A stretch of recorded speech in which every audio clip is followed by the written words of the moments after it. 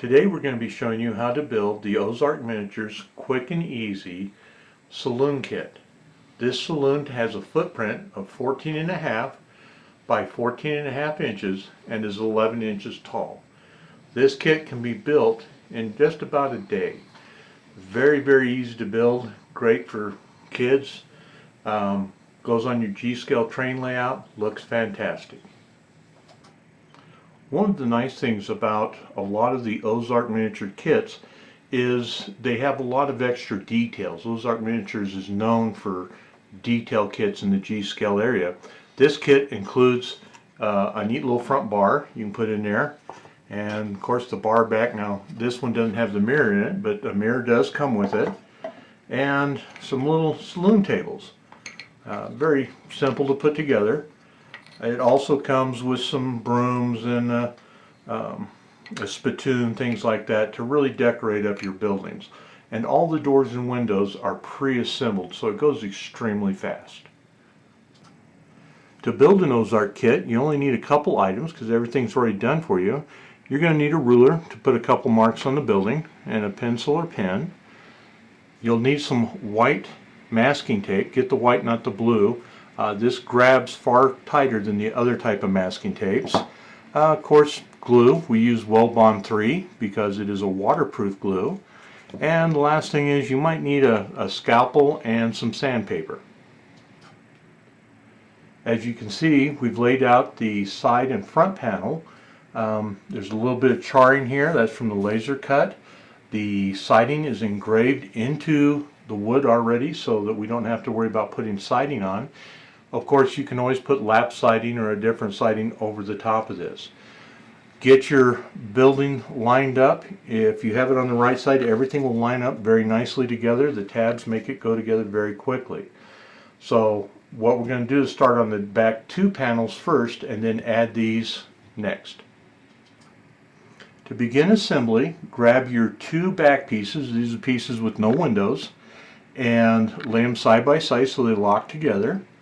And you're going to want to mark up from the bottom to 5 inches, and this is where we will put our second story floor at, and then from the top down about 7/8 of an inch, and that is for the top roof. Next, take your white masking tape and put it underneath the first back panel halfway and push it down and hold it good. You'll then take your next panel, just slip it up in like this, and now we're going to apply glue. It goes this quick. Put it on these tabs that stick outward. You see how this sticks out? This one sticks out from that one, and you just go back and forth putting the glue in that area. The corners are together. Now take your floor, and it's going to go right even with that line, and we'll glue and tape that in place. Okay, as you can see, my back walls are together, my floor is together, and now you just need to match up your side walls and glue and tape them in place. And this section here will keep everything really nice and square for you as you build. Okay, you can see that we have 4 walls up. We have our second floor in.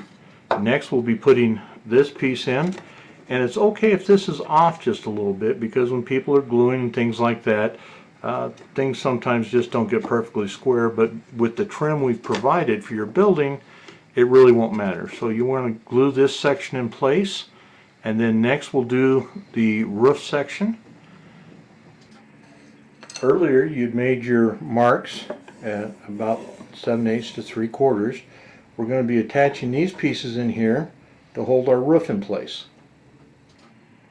As you can see on this model, we put the pieces in, and then we put 2 across, and the reason for this is it keeps your roof from bowing in.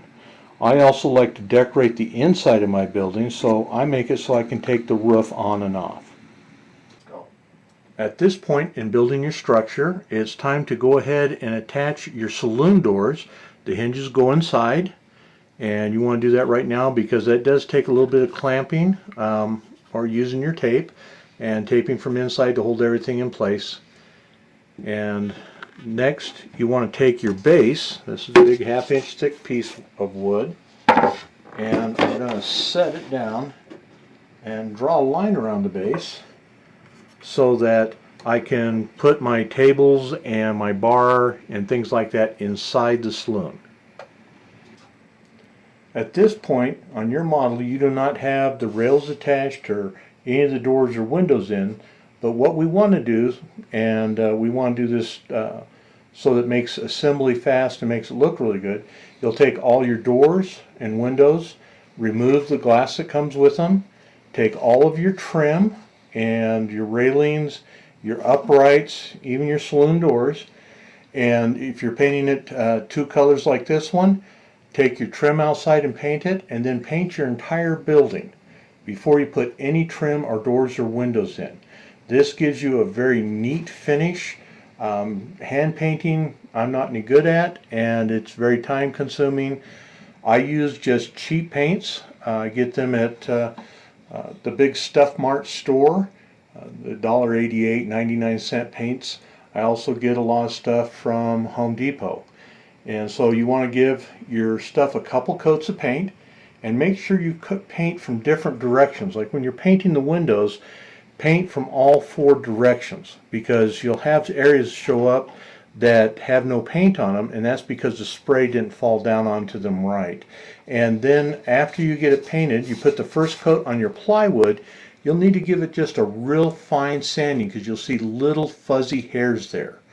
So we want to take those hairs off in between coats and make sure to let it dry. Don't use house paints on your buildings. House paints, the pigment in it is very, very large, where your spray paints and your model and hobby paints are very, very small. Some people try to use toll paints. You really got to thin those down, because they are so thick and the pigment is so large that it'll cover up your beautiful scribe siding here. So once you have the base building painted, paint all your door trims and stuff, then it's time to assemble your porch and put your porch in place. Now I like to take my porch bases and paint them a different color from the building so they stand out. And you can see you can line these up, and this is for the wrong side. You can see how I'm sticking over in the back, so I don't want to use that one.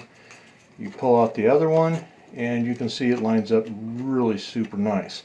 And you'll take and put some glue on there, and I'll glue that in place and put some tape on it to hold it, and then I'll do the other side. I put the porch pieces in here, and then you'll see this small piece here. That seams the 2 or 3 pieces together to make your entire porch.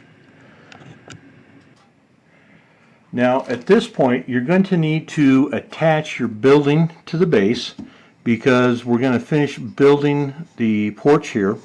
So go ahead and glue your building to your base, and go ahead and put your porch supports on. This little 1/8 inch piece of material goes all the way around, your uprights, and then your little trim pieces here. Okay, at this point we're going to go ahead, everything's painted. We'll put our doors, windows in. You can put your side trims on. Some of these you'll have to sand just a little bit. Put your top roof trim on, and basically your building is just about ready to go. Now included with your kit to assemble these is a special little kit where you can lay each of the spindles in place and put the top and bottom rails on. Now the top rail is rounded, the bottom rail is square, and it allows you to glue them. I'll show you the little fixture next. Now on doing your railing, this is the hardest part of this whole kit. I first put my uprights down and get them to line up the best I can, and then I'll measure between these and cut a piece of each of the rail. Then, using our little jig that's included in your kit, and you notice it's pretty long, so you can do very long rails. If you don't want to split that rail into 2 pieces, you can do just one big long one. And after you put those in, put lots of glue down in the track and put it on like this, and then hold it on. You'll have this side here, and then just wrap a rubber band around it, and that'll keep the fixture together just like that while it dries. Now your building is basically done. I've left the top off of my building because I am going to install lights that go down into the bottom floor, and I'm just going to put some black paper on the top floor so you don't see it. And then you can, if you want to leave the top so you can remove it, it's no big deal. You'll want to take your sandpaper and cut it into strips about 1.5 inches wide and glue that to your top piece that fits in and out, and your building's done. So you've built a building extremely quick, and it was made by Ozark Miniatures.